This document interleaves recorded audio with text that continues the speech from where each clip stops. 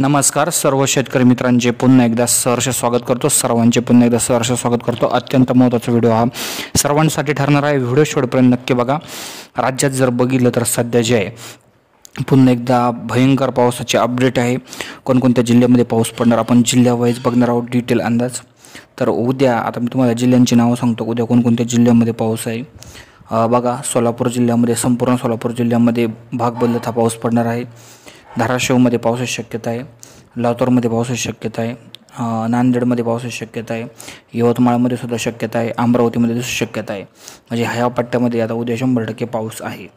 यानंतर जर बघायला गेलं तर नाशिकमध्ये सुद्धा पाऊस आहे। धुळ्यामध्ये सुद्धा हलका ते मध्यम पाऊस, जळगावमध्ये सुद्धा भाग बदलत पाऊस आणि नंदुरबारमध्ये सुद्धा भाग बदलत पाऊस आहे। ही अपडेट या ठिकाणी आहे। आता बाकीचे जे जिल्हे राहिले आहे जसे की गडचिरोलीमध्ये पाऊस नाही 2 दिवस पुढचे, चंद्रपूरमध्ये नाही, वर्धामध्ये नाही, नागपूरमध्ये नाही, हिंगोली गडचिरोलीमध्ये नाही। आता त्या ठिकाणी जर बघितलं तर तापमानाचा म्हणजे उग्र पारा आहे तो 45च्या पुढे आहे।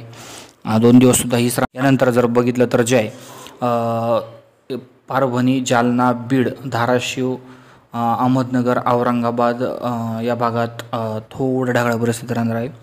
सातारा, सांगलीमध्ये सुद्धा ढगाळ परिस्थिती पाहायला मिळणार आहे।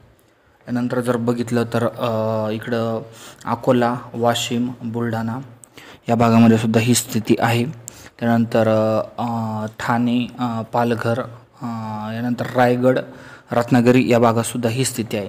म्हणजे जर स्थिती बघितली तर पुढचे 4 ते 5 दिवस अशी स्थिती राहण्याची शक्यता आहे। वातावरणात अचानक बदल झालेला आहे असं हवामान तज्ज्ञांनी सुद्धा या ठिकाणी सांगितलेले आहे। शक्यता जर बघितली तर जे आहे पुढचे काही दिवस वातावरण असंच ह्युमिडिटी राहणार आहे। याची सुद्धा सर्वांनी या ठिकाणी अवश्य नोंद घ्यावी। व्हिडिओ आवडला असेल तर जास्तीत जास्त शेअर करा। धन्यवाद।